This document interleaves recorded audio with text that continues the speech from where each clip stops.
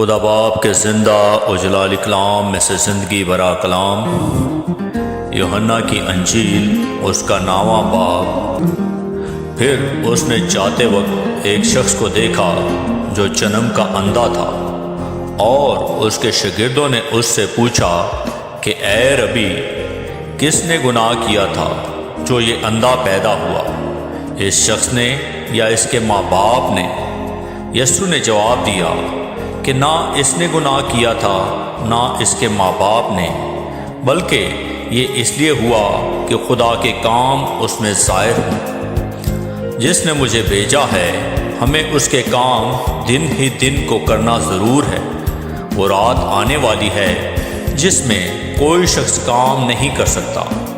جب تک میں دنیا میں ہوں، دنیا کا نور ہوں۔ یہ کہہ کر اس نے زمین پر تھوکا اور تھوک سے مٹی سانی، اور وہ مٹی اندھے کی آنکھوں پر لگا کر اس سے کہا، جا شلوخ، جس کا ترجمہ بھیجا ہوا ہے، کہ ہوش میں دھو لے۔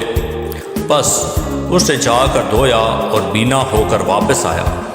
بس پڑوسی اور جن جن لوگوں نے پہلے اس کو بھیک مانگتے دیکھا تھا کہنے لگے، کیا یہ وہ نہیں جو بیٹھا بھیک مانگا کرتا تھا؟ بعض نے کہا، یہ وہی ہے۔ اوروں نے کہا، نہیں، لیکن کوئی اس کا ہم شکل ہے۔ اس نے کہا، میں وہی ہوں۔ بس وہ اس سے کہنے لگے، پھر تیری آنکھیں کیوں کر کھل گئی؟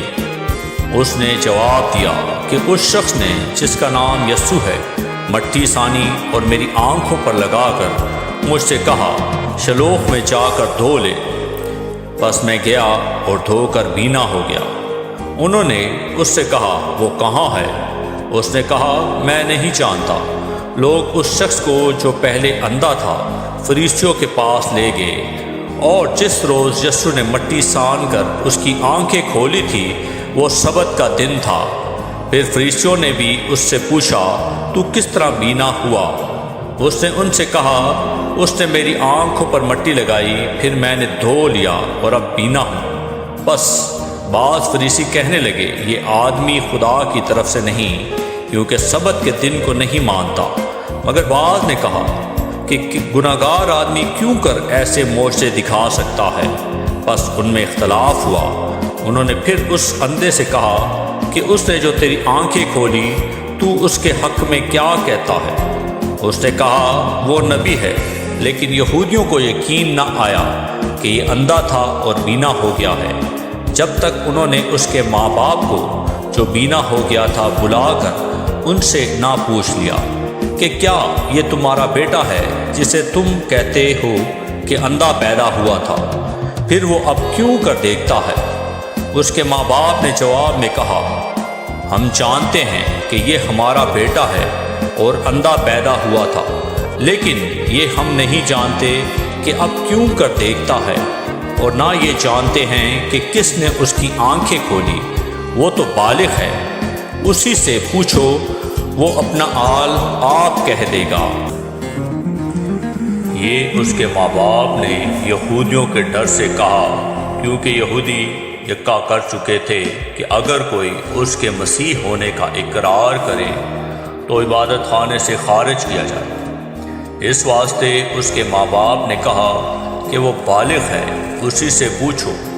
بس انہوں نے اس شخص کو جو اندھا تھا دوبارہ بلا کر کہا کہ خدا کی تمجید کر، ہم تو جانتے ہیں کہ یہ آدمی گناہگار ہے۔ اس نے جواب دیا، میں نہیں جانتا کہ وہ گناہگار ہے یا نہیں۔ ایک بات جانتا ہوں کہ میں اندھا تھا، اب بینا ہوں۔ پھر انہوں نے اس سے کہا، اس نے تیرے ساتھ کیا کیا؟ کس طرح تیری آنکھیں کھولی؟ اس نے انہیں جواب دیا، میں تو تم سے کہہ چکا اور تم نے نہ سنا، دوبارہ کیوں سننا چاہتے ہو؟ کیا تم بھی اس کے شاگرد ہونا چاہتے ہو؟ وہ اسے برا بھلا کہہ کر کہنے لگے کہ تو ہی اس کا شاگرد ہے، ہم تو موسیٰ کے شاگرد ہیں۔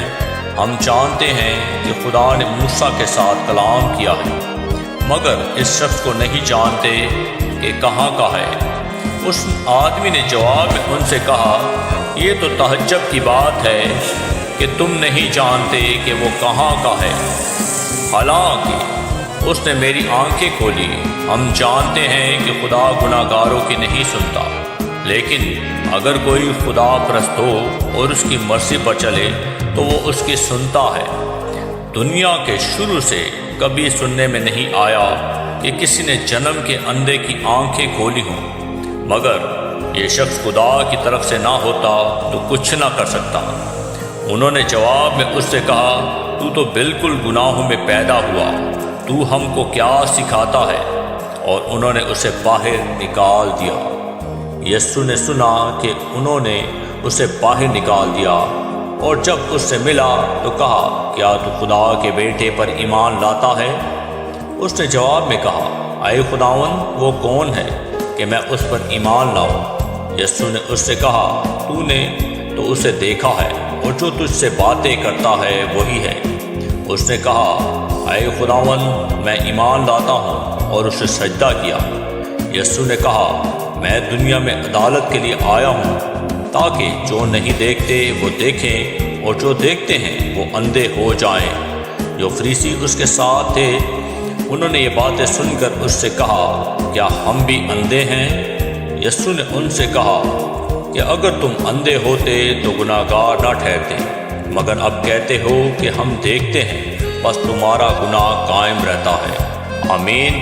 کلام کے پڑھے اور سنے جانے پر خداوند کی برکت ہو، خداوند کا شکر ہو۔ آمین۔